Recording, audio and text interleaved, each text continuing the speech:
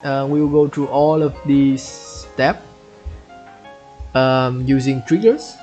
This to support the customer in your restaurant. So first of all is the currency. So how to set up the customer initial currency, and then we can learn how to pay for the food using that currency. So the most simple way is that you could use the currency already available in mini world. We already have the gold bar, which I use in my maps. Not all of my maps, but in this map particularly I did use the gold bar to make it the currency of the map. This one right here. You can also use the iron bars if you don't want to build your own currency, but if you do have time and you do want to invest a bit in your maps, I highly recommend you build your own currency. As an example, we can go to some other maps. We can go to this Vietnamese lecture maps.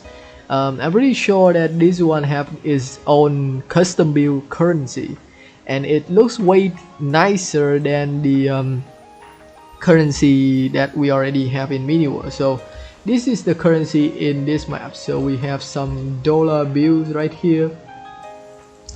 As you can see, you can build the currency in whichever way you like. It can be a coin, it can be a dollar bill like that.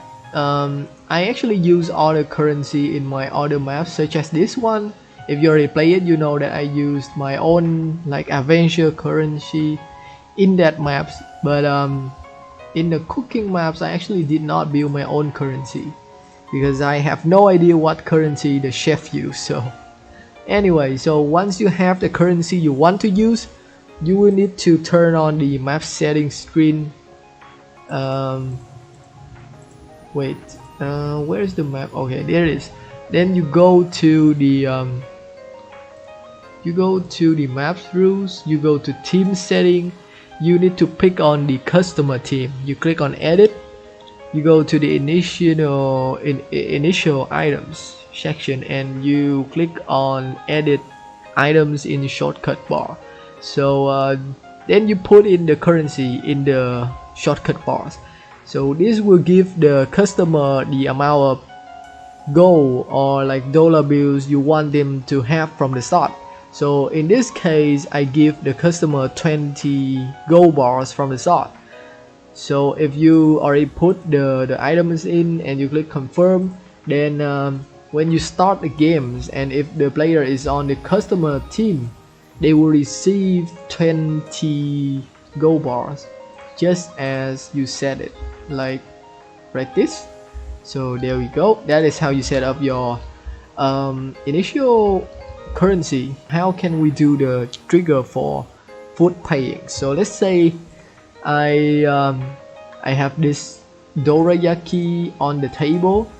So let's say we pretend that I have this dorayaki on the table. Let's say I am a customer and I want to pick this dorayaki up and eat it.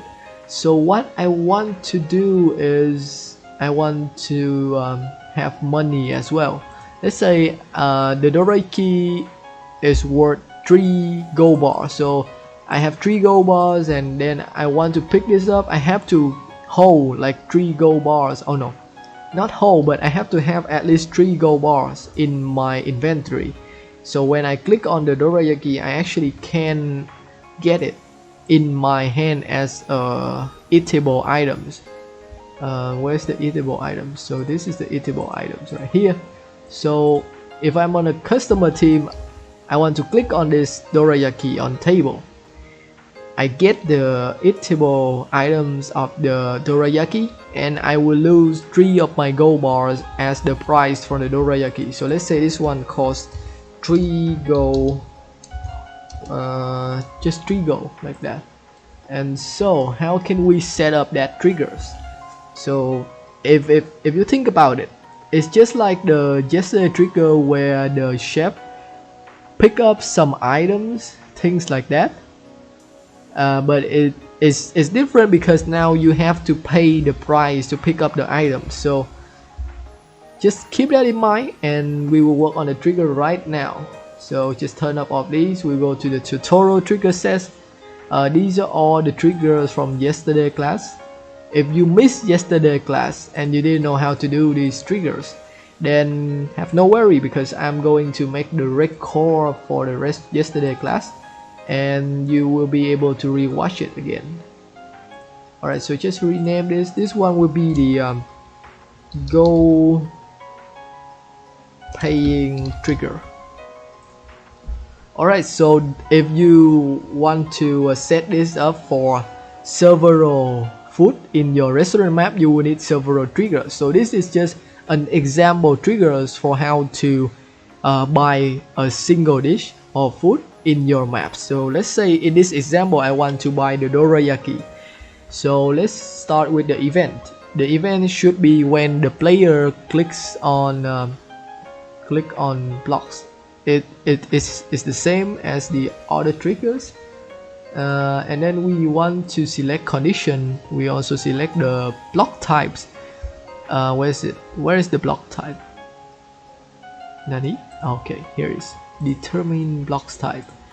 Blocks type in event, and you will need to go to the library, go to custom, find your food. Okay, here is it.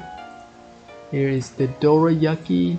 Alright, so now condition, we already have the block type, but now we also need another condition, which is the amount of gold that the player have. So let's say we want to see how many gold that player has. We need to click on the player. We need to click on the determine. Yeah, we need to click on the determine equipment bar. This will see how many. Oh wait, not equipment bars. Hold on, my bad. It should be number. There it is, the number of owned items. This is the correct one. Alright, so number of owned item, we need to see how many gold the player have. So we need to select the number of owned item, and we need to select the gold block, the gold bar from somewhere. I remember it's in the material section. Okay, there it is. So like I said, the dorayaki will worth 3 gold. So now you will need to enter the amount of gold we need. So let's enter 3 in there, and that's our second condition for the triggers. There's still one more condition you need to add in, because the chef and the customer both can have gold in their hand. So we need to also set the condition of the player, which team the player is on. So determine player team, and you need to select a player in trigger event. Don't forget this. Then select team, go to function library, select the select team, go to options, select the team that the customer is on. So in this map is the blue team. Alright, so there we have our condition. We have a total of 3 conditions. Keep that in mind, and now we want to move on to the action. So first of all, we need to delete the blocks that is on the table right now.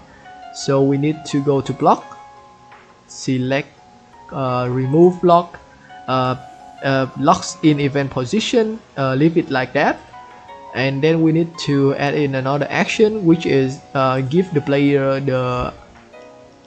the eatable items in the hand. So go to add item, add 1 items, go to function or template library, go to custom, select the eatable items. So yesterday I already told you how to make the block type food and the eatable item food. So definitely check out the record once I put it out if you miss it. Okay, so now we need to select the dorayaki down here, which is the eatable items, and then we have 2 action already.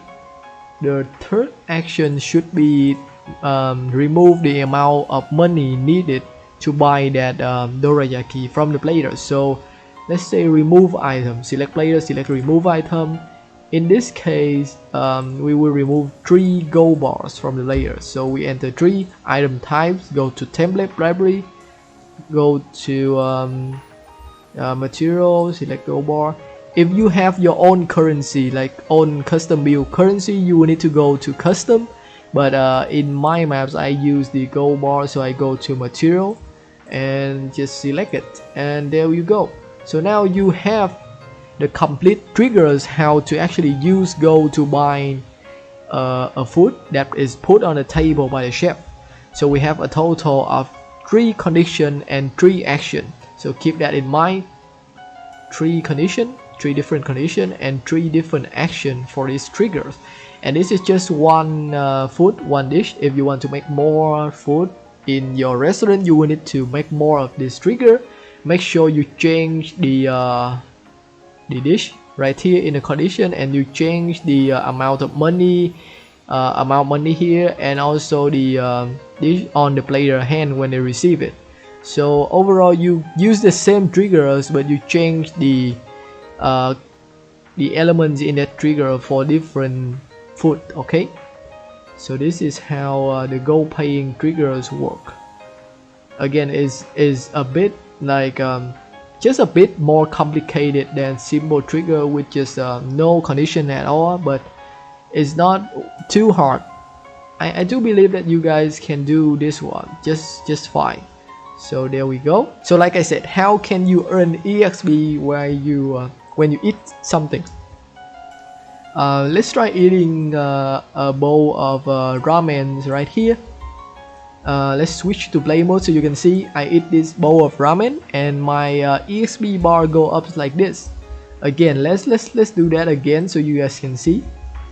Let's do it like this. I eat it and it shows some effects around me. I get some EXP.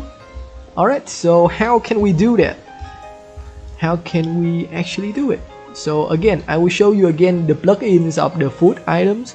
So here's the food items when you create a plugin. So attributes, you can see it will recover your hunger points, it will recover your HP, but there's no choice, like no selection of adding EXP when you eat it. So how can you do this? Alright, so here now we go back in. Now we will show you the triggers for the EXP function. Alright, so how this works. So let's take the bowl of ramen as an example for this one. Let's go to triggers, and now let's create a new triggers. Let's name it the EXP triggers. Okay, great. Remember to turn all your triggers on like this. Do not turn it off like this. I only turn it off because I already have my triggers up here for the maps, and this is just the tutorial triggers, so I turn it off. Okay. Alright, so the first thing you need to add in the triggers is the most important things of these triggers.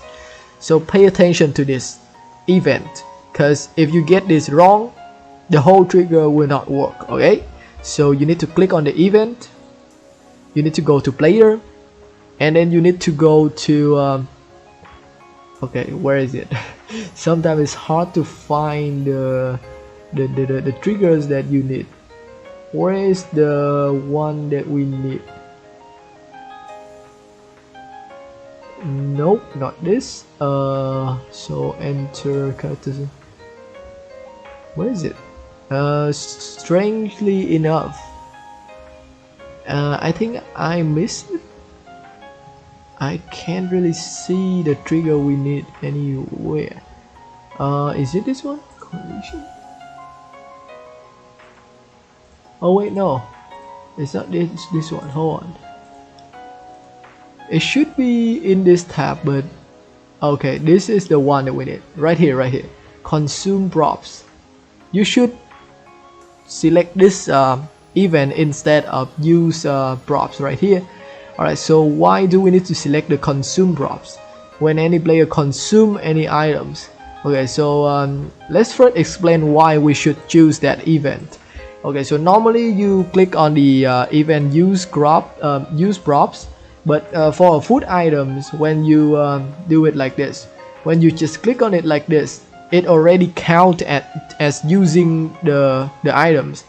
So whenever you just slightly click on it like this, then you already use the item. So if you set at if the player use props, it will just add in AXP whenever you try to click on it like this, without you even really finish eating it. So when you select the consume props, it means that you have to finish the food items on your hand like this, and then you will get the XP.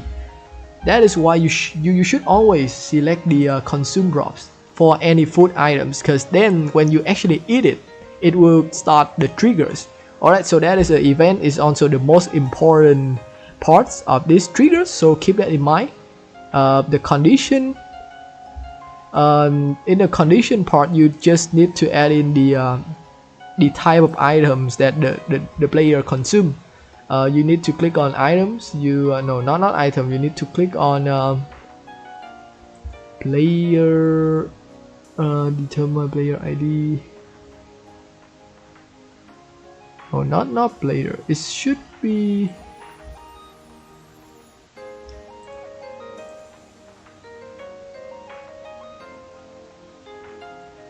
Wait, what? Should be determine blocks type. It's not a blocks. It's to determine timer. Should be items, but something is not right. Which error project? No, this is not the items we want. It should be in here. Hold on. This one. Player setting, determine player team. Just suddenly I just forgot the condition for the items. That's weird, because usually I just found it right away. Now I have to look for the EXP one. This is the block one, this is not the EXP one, which is very weird. This is the money triggers that I have in my maps. Still not the EXP one. Hold on. This is the skin. Still not the one that we need. These in here. Nope. This is the okay. This is consume item type. So we need this. But why didn't I see this? Where is it? Hold on, the items. It's not in the items. Oh wait, it is in the items. Right. I'm just really drunk right now. Like not really drunk, but my head is not like really focused right now. Alright, so it is in the item tabs. We need to click on determine item types. In this case, for this example, like I said, we will select the ramen bowls. Ramen noodles, not that one. We need to select the eatable items, not the blocks one. Okay, so we need this one. Click on it, and that is all for the condition. All we have to do now is go to player to make the player EXP go up. We need to click on the change the attribute of that player attribute setting. Select the select current EXP. Okay, this is where it get a bit just a bit complicated, but if you focus, you will understand what it is. So the current EXP, change this to go to functional library, go to math, go to numeric calculation. Okay, so select value again, select function library, also player, go to player attribute, select the current EXP again. This one keep the add, because add is mean plus. We also have option like subtract is minus, multiply, divide. So keep this at add, and how many EXP you want to add in the player bars. So let's say you eat the ramen bowl, you will get like 10 EXP, so you enter 10 here. If you want more, like 30, 50, just enter the numbers you want the player to get, the number of EXP the player get when they eat that dish.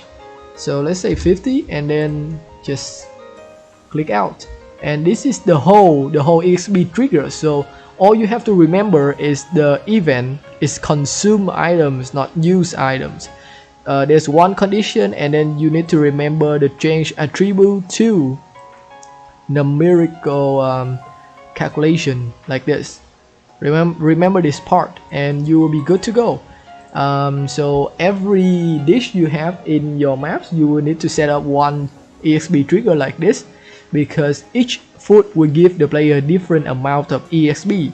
So let's say the ramen bowls give the player 50 EXP, but like the dorayaki only gives the player 10 EXP. It depends on how hard it is to cook that dish. You can decide the amount of EXP and the price of the dish. Okay, how to set up that when the player level ups? No, when the player have enough EXP, he will level up. Okay, so this is actually from the first class of the second season. I already show you how to like set up the map rules. So there's also the player attribute here. We have the where's the okay, we have star level mode right here. Max level, you can set the max level to whatever you want, and then you click on experience growth, click edit. You can select how many EXP the player need to level up in each level.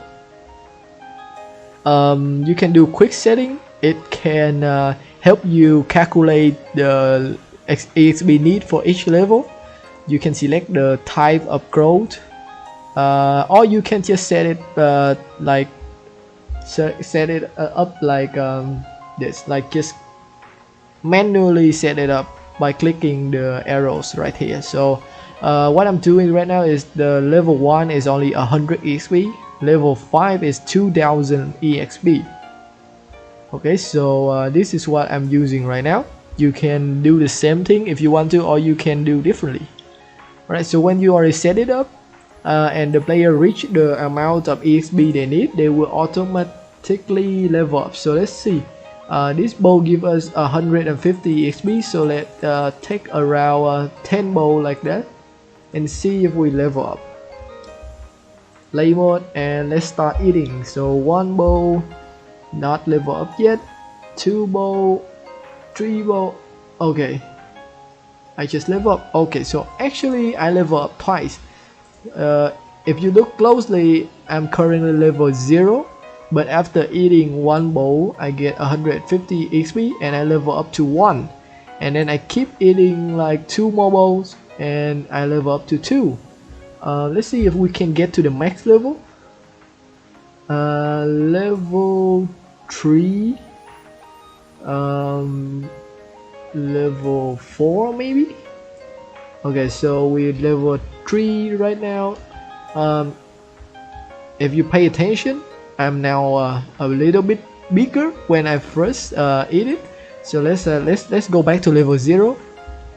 Am I a little bigger though? But as you can see, this is the trigger when you level up and you will grow bigger. Okay, so how are we gonna do this triggers? I will just show you the triggers, and I will try and find out why it doesn't work later on, because technically the trigger is not wrong. There must be some kind of like conflict in the trigger right here. So the event is about player when player level up, so you should click on the attribute change, select the current levels of the players, and then you select condition, player, again player attribute, current level equal to 1 2 3 4 5. I mean, if you have 5 levels, then you set 5 sorry, you set 5 triggers. If you have 10 levels, you set 10 triggers. So like example for this, when they reach level 1 and action, you want them to get bigger, right? So you set the player again, player attribute, you set the size of the model size to, okay, so here's the thing. The normal size of character in Miniworld is 1. So if you want it to get bigger, you must enter a number bigger than 1, like 1.2, 1.3, 1.5 or 2. If you want to get smaller, you need to enter number like smaller than 1, like 0.5. I believe that the smallest one is 0.1, so yeah, just keep that in mind. So let's say 1.5, which means, oh yeah, 1.5. And so when the player reach level 1, he will get bigger. And also if you want to play some special effects, it's the same as the cooking process trigger. You just go down to special effect, you select play special effect, but not in position, but play special effect 2 players. Select the effect you want in the template library, any of these, and just click confirm, select the size of the effect, and there you go. This is how the player will get bigger when they level up, the customer to be exact. Right, so this is the trigger. This one is definitely not hard. This is simple. Every element of this one is related to the player. So event is player attribute, condition is player attribute, and action is player attribute. Alright, so just keep in mind, and that will be the final triggers for the player currency as well as player leveling up. Okay, one more thing. When the customer use their gold or like currency to buy some food to eat, and they just ran out of money, so how can they get more money? So technically in the maps we have some NPC like these. They will appear randomly after like 3 minutes, 5 minutes. They will appear randomly in the restaurant, and the customer will need to talk to these NPC, do the mission they want you to do, and then when the mission is complete, they can get some more gold or currency to buy more food.